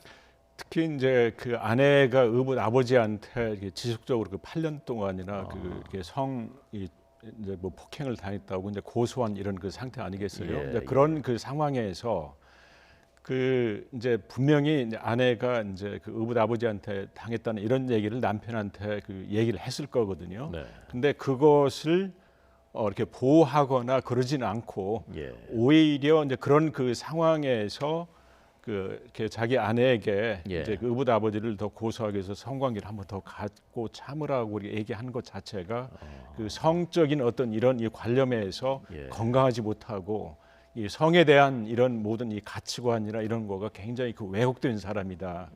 그리고 그 피해자를 이렇게 보호하기보다는 그런 상황을 이용을 해서 또 다른 뭐 자기 이익을 이렇게 추구해주는. 그래서 또 이거를 이렇게 약간 그 뒤에서 이렇게 보면은 그 아내가 이렇게 그 이제 죽었을 때 이렇게 키스하면서 이제 그 영정 사진을 올려가지고 보는 이로 하여금 어떤 동정심을 유발해주는 이런 행동으로 보여졌거든요. 근데 이 가해 이제 이 남성은 자기 딸의 그 이제 이런 그 기관 그 사용을 얘기를 해서 그 동정심을 통해서 이렇게 금전적인 보상도 받았고 이제 그런 그 경험이 있기 때문에 또 다시 제2 그 사건을 또 이걸 통해서 유발하지 않나 뭐 이런 그 생각까지도 한번 해볼 수 있을 것 같습니다. 참, 이 사람이 대체 어떤 마음이었을까? 그런 어떤 아마 성적인 동기가 있을 수 있었겠다라는 그 추정 말고요. 또 이 사람 보면서 이 사람의 심리를 이렇게 보시면서 아, 이런 것들이 있었겠구나라고 좀 짚으시는 게 또 다른 것 있습니까? 그러니까 이분의 이제 우리가 그 성격을 이 사람이죠, 이 사람. 네, 심리학적인 측면에서 뭐 정죄만 하는 게 아니라 뭐 또 이해하고 이제 그런 측면에서 이렇게 접근해 본다면은 이분의 그 여러 가지 그 성장 과정이나 이런 데서 그 부모로부터 이렇게 따뜻한 그 애정이나 이렇게 관심이나 이제 이런 거를 이렇게 받지 못했거나 아니면은 그 이렇게 이 가치관이나 이런 면에서 이렇게 제대로 교육이 잘 안 됐을 가능성이 굉장히 많이 있고 이분의 여러 가지 그 행동을 가지고 보면은 그 이렇게 약간 그 반사회적 성격이 많이 이렇게 드러나요. 그러니까 남을 이용을 해서 그 남의 약점을 그 자기의 이익을 위해서 이렇게 추구하고 이 기회가 있으면은 이제 그거를 이렇게 남한테 이제 그 자기 이제 이익을 극대화해 주는 이런 이 측면이 굉장히 이렇게 많이 나타나는데 이게 전체적인 이 그림으로 그리보면은 이분의 이제 그 여러 가지 성격 이 장애와 또 이게 딸의 그 여러 가지 그 취한 이런 입장 그거를 정말로 이분이 정말로 그 양심이 있고 진정한 아빠였다고 한다면은 그 딸이 건강하게 자랄 수 있도록 이렇게 해서 일을 갖다 했겠는데 그게 아니라 더 나쁜 거는 이 딸의 그 약점을 이용해서 그러니까 이 딸은 그 아버지한테 굉장히 의존적으로 되어 있고 전체적으로 보면은 그 자기의 그 정체성도 이게 발달되지 못한 아주 미숙한 딸을 또 이용을 해서 이렇게 범죄에 이렇게 가담하게 시킨 것 자체도 아주 이렇게 좋지 않은 이 죄질이 좋지 않다 이런 말씀을 드릴 수가 있고 또 전체적인 면에서 한 가지 꼭 언급해야 될 거는 이 딸도 일종의 뭐 공범자라기보다는 이게 피해자고 굉장히 그 심리적으로 이렇게 불안하고 충격을 많이 받았을 거다. 그래서 그 아빠야 물론 이게 처벌도 이렇게 필요하겠지만 딸은 그 심리적인 면에서 또 이렇게 상담도 필요하고 치유가 필요하지 않을까 이런 생각도 해봤습니다. 네, 교수님의 진단이 그러니까 이 딸이 여중생 딸이 이 아빠한테 이 영학한테 굉장히 많이 의존하는 것 같다. 그리고 정체성도 잘 발달이 되지 않았던 것 같다라고 보셨는데 왜 그렇게 보셨는지 하고요. 무엇이 이렇게 만들었을까 어떻게 추정하셨습니까? 네, 아주 좋은 이 질문이신데요. 그러니까 이제 우리가 13살 정도 되면은 이제 뭐가 옳고 그리고 이제 그거에 대해서 자기 주장을 이렇게 펼칠 수 있는 그 심리적인 이 성격이 발달이 되거든요. 근데 이 아이 입장에서 자기 딸에게 수면제를 이렇게 건네라 하고 한다면은 이건 뭔가 그 좋지 않은 사인이다라면 거절을 갖다 했거나 또 거기 와서 또 이 딸이 죽어 있다면은 아빠 이거 어떻게 된 거야 내 이 친한 친구인데 하면서 그 상황을 뭔가 이렇게 물어가면서 아버지한테 대항해 줄 수 있는 그런 그 정체성이 이렇게 발달이 돼야 되는데 그게 없이 하여튼 뭐 여기에 나온 거 보면은 오히려 이제 그대로 이렇게 행동했다라는 것 이 자체가 아버지한테 굉장히 오랫동안 그 의존돼 있고 그 이렇게 이 아빠도 이 딸을 갖다가 굉장히 종속적인 이 관계로 뭐 이렇게 다스리지 않았나 이제 이런 생각을 하나 이렇게 해볼 수가 있을 것 같습니다. 그게 그 희귀병을 치료하는 그 과정 때문에 그렇게 됐을까요? 어떻게 추론하십니까? 이제 희귀병을 이렇게 치료하는 이 과정 속에서 아빠가 헌신적으로 자기를 위해서 막 이렇게 노력하고 또 국민들한테 이런 그 이제 인정을 받아가지고 자기가 이렇게 도움 받게 됐다 이렇게 했기 때문에 그 딸의 입장에서는 아빠가 이렇게 자기의 그 심리적인 영웅이 될 수도 있고 자기를 진정으로 보호해주는 분이다. 이제 이렇게 하면서 또 아버지한테 의존 관계로 가지 않았을까 이렇게 추정할 수 있을 것 같습니다. 참 그렇다 하더라도 그 정상적으로 말씀하신 대로 13살 이제 중학생쯤 됐으면은 판단과 사고를 이제 할 수 있는 그 나이인데 그렇게 하지 못했다라는 것이 그러니까 이제 뭐 여러 가지 요인이 복합됐겠지만 그런 것들이 상당히 영향을 미쳤겠다. 그 병을 치료하는 과정에서 아빠가 그렇게 한 것처럼 그렇게 이제 알게 된 뭐 그런 과정. 자, 이 전반적으로 이 부인이 목숨을 스스로 끊은 부분에도 미심쩍은 부분이 지금 많이 있지 않습니까? 이 전체적인 이 가계 전체에 어떤 그 큰 심각한 문제가 치명적인 문제가 있었던 것으로 추정이 되거든요. 네, 그러니까 이제 우리가 가정이라고 건강한 가정이다라고 하면은 이제 그 남편과 아내가 이렇게 건강한 관계를 이루고 또 경계도 이렇게 분명하고 이제 그런 맥락에서 자녀들과의 경계도 이렇게 분명 이렇게 해서 이제 이렇게 서로 이렇게 돌보는 뭐 이런 거라고 이렇게 볼 수가 있는데 여기 그 내면을 갖다 들여다보면은 절대 그런 거하고 일치가 되지 않습니다. 그러니까 아내가 의붓 아버지하고 이게 성폭행 당하고 어떤 피해적인 이 관계가 있고 그런 관계에서 남편이 그 아내를 갖다 지원하거나 지지하거나 보호하는 역할을 갖다 하지도 않고 그러면서 이게 딸하고는 아주 밀착이 돼서 그 생겨진 어떤 그 이익을 또 이제 그 아빠는 이제 그거를 이용을 해서 또 자기 호화로운 그 생활을 하거나 그 물질적인 풍요를 누리는 쪽으로 이렇게 가서 이렇게 봤기 때문에 이런 이 가정이 전체적인 그림에서는 굉장히 건강하지 않고 참 이게 국민들로 봐서는 참 많이 그 실망스러울 수 있는 이 가족 구조다 이렇게 봐줄 수가 있습니다. 교수님 이런 그 좀 비슷한 유사점이 있는 사례를 국내나 아니면 해외에서의 사건에서도 혹시 보신 적이 있습니까? 아 많죠. 그 해외나 이제 뭐 국내에서나 이제 이런 유사한 사례들이 굉장히 많은데. 그 이제 한 가지 말씀드리고 싶은 거는 이제 인간의 그 모든 행동은 이제 바이오, 사이코, 소셜이라는 이런 그 개념이 있어요. 그러니까 생물학적인 요인, 또 그 사람이 가지고 있는 개인적인 특징, 또 가정과 그 사회적인 특징, 뭐 이런 그 전체적인 이 구조에서 이렇게 봐줘야 되는데 이제 그런 맥락에서 이렇게 보면은 이분의 이제 개인적으로 이렇게 봐지는 이 특징은 이제 가치관의 문제 이런 문제가 이제 있을 수가 있고 또 이제 개인이나 이제 이 가족적인 이런 의미를 보면은 이제 어릴 때 부모하고 이렇게 성장 과정에서 학대당하거나 방치당하거나 공감을 갖다 못 얻고 이제 이렇게 되주면은 이제 그 사람들이 그 상대방 입장에서 이렇게 생각을 하고 또 도움을 주고받는 이런 관계가 형성이 안 돼서 그 부작용으로 뭐 이제 이런 그 성적인 뭐 일탈행위에 빠지거나 이게 도박 중독에 빠지거나 이런 것을 이렇게 다 이렇게 삐져 나와주는 그 현상이라고 이렇게 봐줄 수가 있습니다.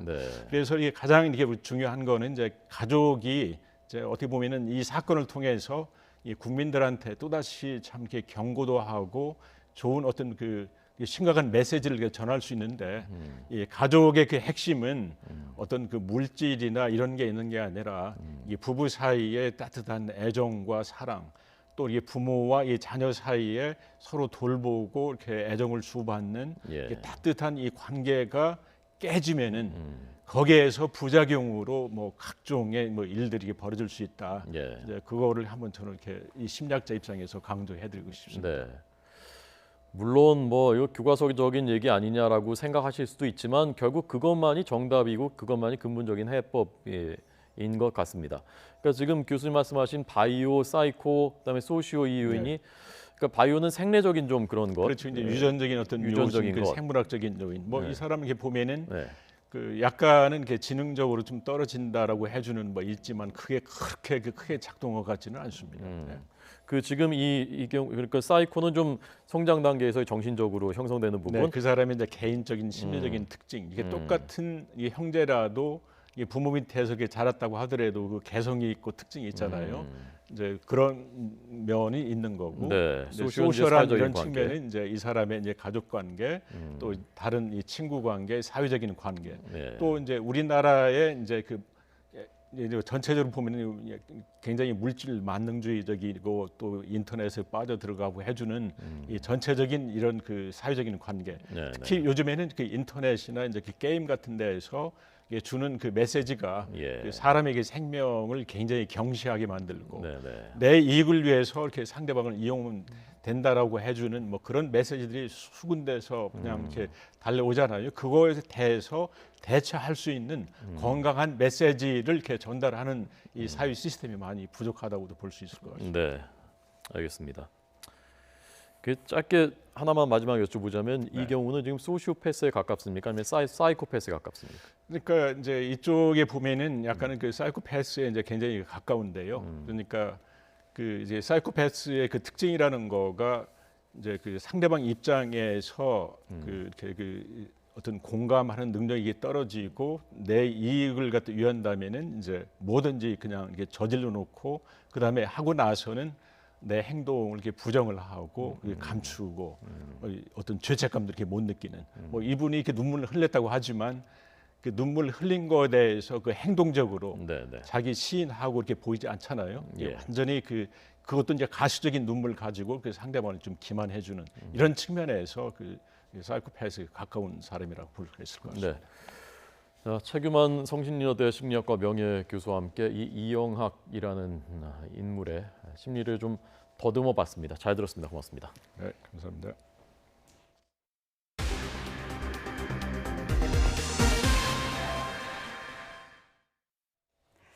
올해는 국립공원이 지정된 지 50주년이 되는 해입니다. YTN에서는 국립공원 지정 50주년을 맞아 1호 국립공원인 지리산의 아름다운 가을을 생방송으로 보여드리는 기획을 준비했는데요. YTN 취재진과 산악인 어몽길 대장, 지리산 국립공원 사무소 주부월 자연환경 해설사와 함께 2박 3일 동안 지리산 노고단에서 천왕봉까지 종주하며 생생한 현장 소식을 전해드립니다. 그럼 지리산으로 가보겠습니다. 박종혁 기자.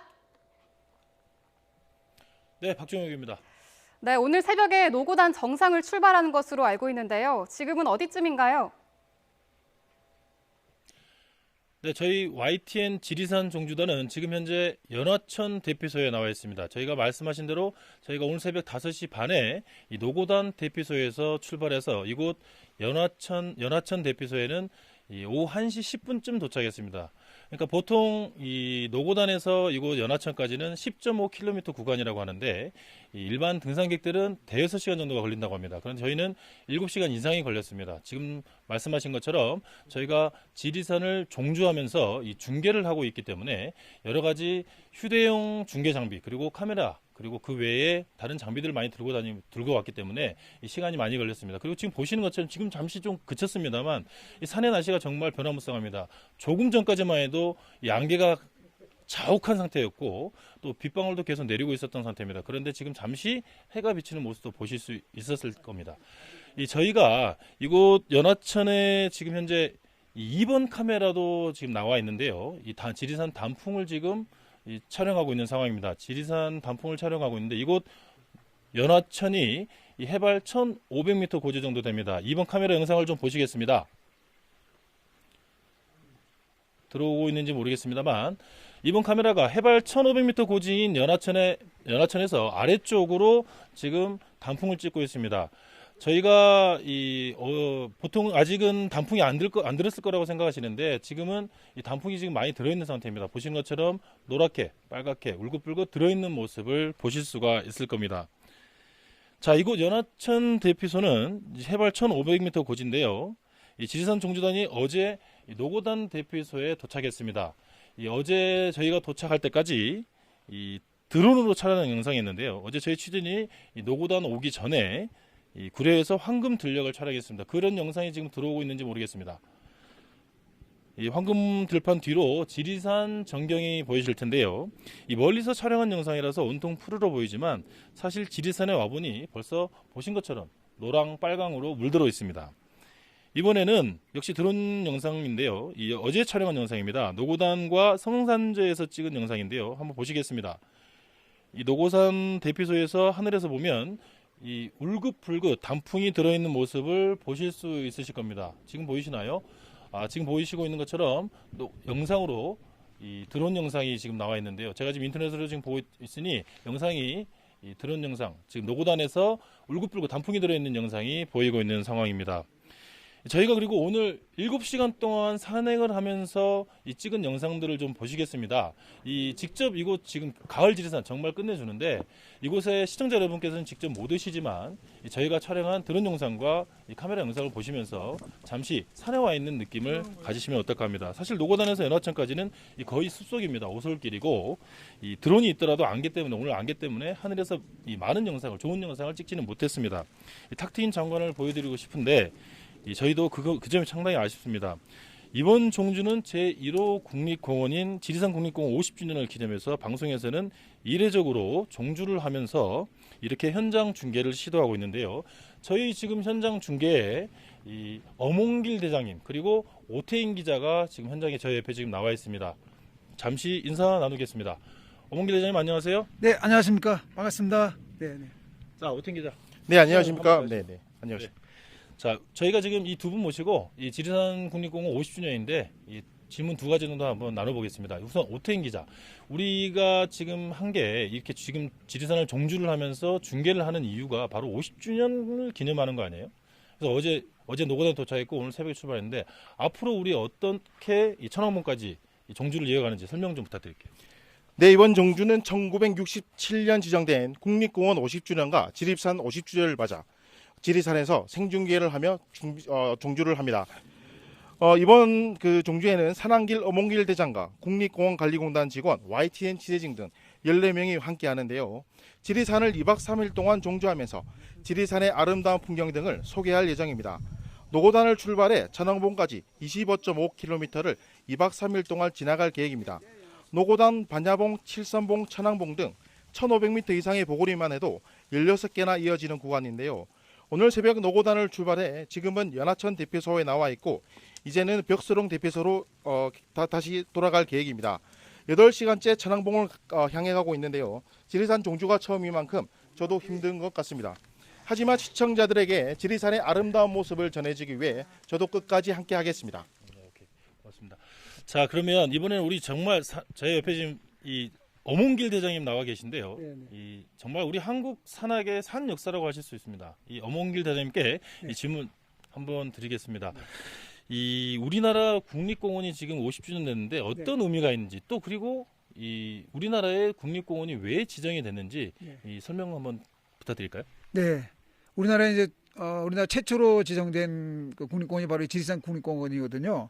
국토의 그 대표적인 경승지를 골라서 국민의 보건, 휴양 및 정서 생활에 기할 목적으로 지정해서 관리하는 그 공원이 바로 국립공원이라고 할 수 있습니다.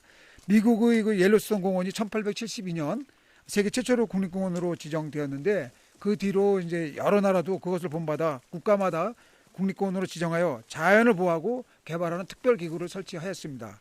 우리나라에서는 1963년에 지리산 지역개발위원회가 설치되었고 같은 해 12월 1967년 공원법이 제정 공포되어 12월에 지리산이 우리나라 최초로 국립공원으로 지정되었습니다.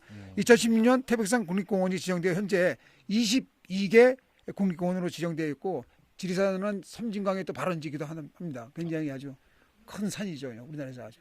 네. 우리나라에 지금 22개 국립공원이 있다는 말씀이시죠? 네, 맞습니다. 2016년까지 해서 태백산. 예. 자, 지금 저희가 지리산 종주를 하면서 시청자 여러분께 지리산의 아름다운 가을을 중계를 해드리겠다는 마음으로 이렇게 지금 나왔는데 사실 정말 힘듭니다. 지금 이렇게 웃고 있지만 여기 계신 어몽길 대장님 그리고 오태인 기자 그리고 저희 취재진 모두 힘든 과정을 거치고 있습니다. 하지만 여기서 지금 저희가 이제 연하천을 떠나서 벽소룡을 가게 되는데요. 앞으로 한 3시간 후쯤 될 것 같습니다. 거기 또 가서 지리산의 아름다운 모습도 열심히 찍고 또 촬영해서 시청자 여러분께 전해드리도록 하겠습니다. 지금까지 지리산 현장에서 지리산 종주단의 YTN 박정혁입니다.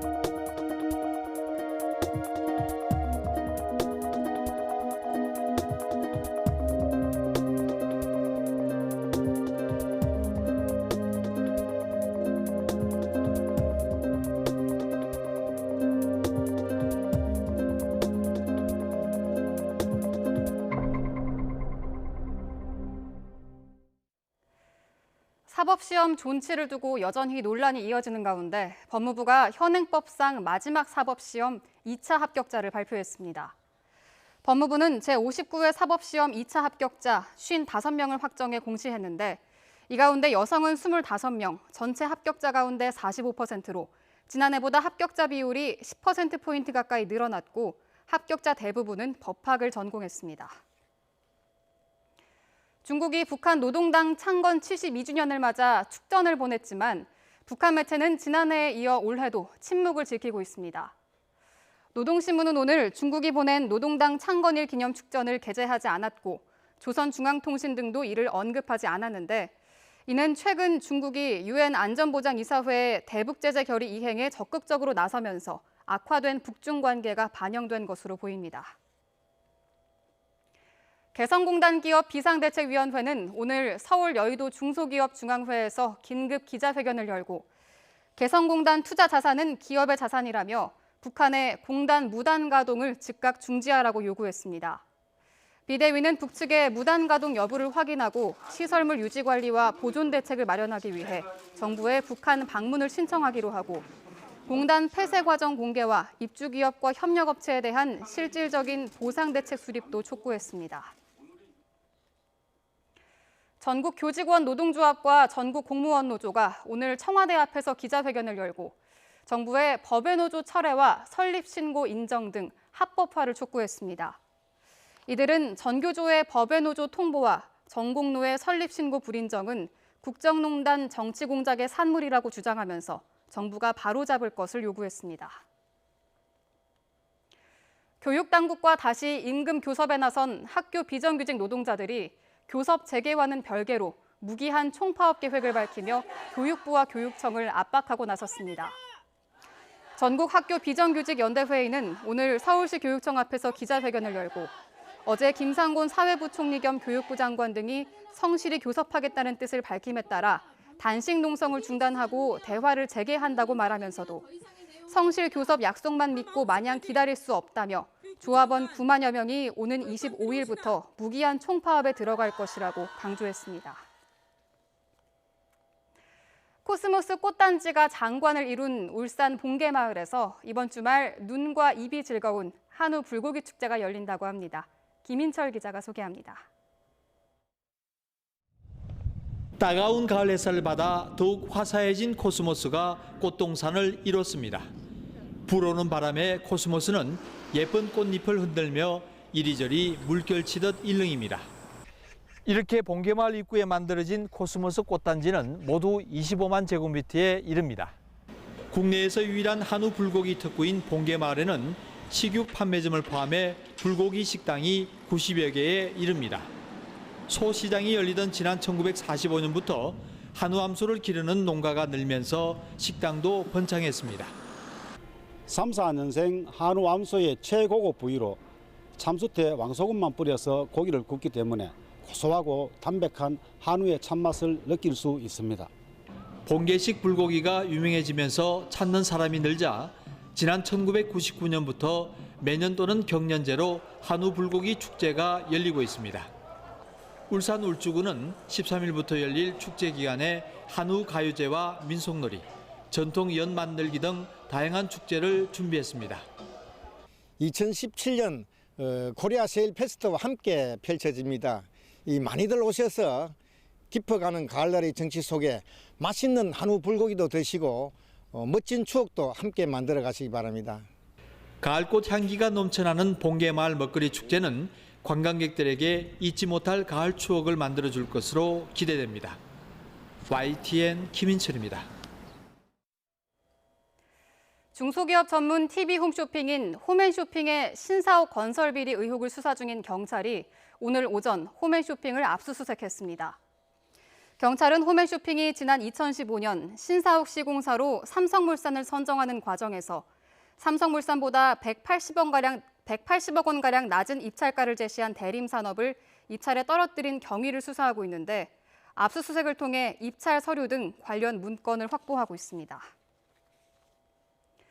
더불어민주당 추미애 대표는 한미 FTA 재협상에 대한 야당의 비판은 시비 걸기에 지나지 않는 전형적인 정치 공세라고 강조했습니다. 추 대표는 국회 최고위원회의에서 한미 양국 가운데 한쪽이 요구하면 상대국은 개정 협상에 응해야 할 의무가 있다는 사실을 야당도 알고 있으면서 말바꾸기라고 하는 것은 옳지 않다며 이같이 말했습니다. 국민의당 안철수 대표는 한미 FTA 재협상과 관련해 문재인 정부 무능의 파노라마를 보는 것 같다고 비판했습니다. 안 대표는 오늘 최고위원회의에서 문 대통령이 지난 8월 기자회견에서 한미 FTA와 관련해 당장 뭔가 큰일이 일어나는 것처럼 반응하는 건 바람직하지 않다며 국민을 훈계했지만 결국 개정 협상에 들어가게 됐다면서 이같이 말했습니다. 금융권 전반의 행정 문제를 개선하기 위해 민간 전문가로 구성된 금융행정혁신위원회가 K뱅크의 인허가 과정이 전반적으로 부적절했다고 밝혔습니다. 윤석헌 금융행정혁신위 위원장은 오늘 금융위원회가 K뱅크의 인가를 내줄 당시 유권 해석 과정이 투명하지도 않았고 이후 시행령 개정 등 후속 조치 없이 부적절했다고 말했습니다. 앞서 K뱅크의 최다 지분을 가진 우리은행은 인가에 필요한 대주주 요건을 충족하지 못하게 된 데 대해 유리한 방향으로 유권 해석을 요청했고 금융위가 이를 수용해 특혜 논란이 일었습니다. 저장 강박증이라고 들어보셨습니까? 쓸모없는 물건을 마구잡이로 주워다가 쌓아두는 강박장애의 일종인데요. 자원봉사단체가 산더미 같은 쓰레기를 치우고 장애 어린이들을 위한 공부 도우미로 나섰습니다. 김범한 기자입니다. 집안이 온통 잡동사니 천지입니다. 옷가지와 물통, 심지어 내다버린 가구까지 있습니다. 집 주인이 길거리에서 마구 주워다 쌓아놓은 것입니다. 이렇게 묶여있던 것이 노출이 되면서 주민들하고 화합도 하고 소통이 가능할 수 있는 사람으로서 이렇게 생활할 수 있도록 저희들이 주거 환경 개선 활동에 중점을 주고 있습니다. 자원봉사자들이 80여 제곱미터의 집에다 치운 쓰레기만 무려 35톤. 자원봉사자들은 청각 장애가 있는 가정도 찾아 청소하고 소독하고 도배도 새로 해줬습니다. 들어가 보더니 깨끗해졌다고. 그래서 이제 물어보더니 너무 기쁘고 좋다고 공부도 잘 된다고 했습니다.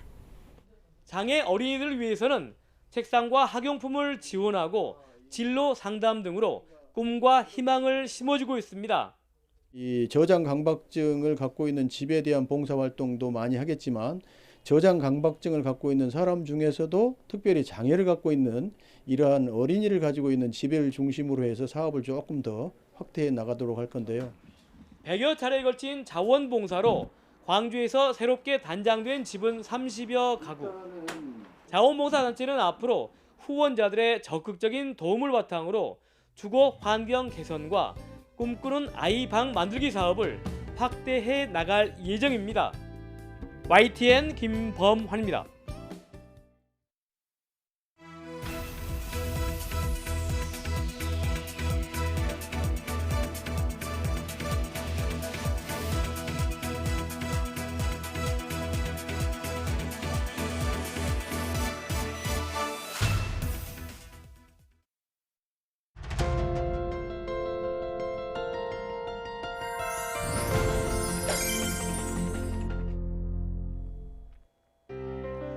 지난 9일 향년 100세로 별세한 정재원 정식품 명예회장은 한국 두유산업의 개척자입니다. 소아과 의사였던 정 회장은 설사병으로 죽어가는 아기들의 치료법을 찾기 위해 미국 유학을 떠났고 유당불내증이 사망 원인이었다는 것을 알아냅니다. 한국인의 75%가 우유에 들어있는 유당 성분을 소화하는 분해 효소가 없어 유당불내증으로 고통받고 있는데요. 한국에 돌아와 두유를 만들어 치료에 나선 고인은 감당할 수 없을 만큼 환자가 몰리자 두유 회사를 설립하기에 이릅니다. 형편이 어려운 학생들을 위한 장학 사업에도 앞장선 정재원 회장. 고인은 떠났지만 숭고한 뜻은 오늘도 이어지고 있습니다. 삼가 고인의 명복을 빕니다. 네, 4시에는 뉴스 큐를 보내드리겠습니다. 시청해주신 여러분 진심으로 고맙습니다.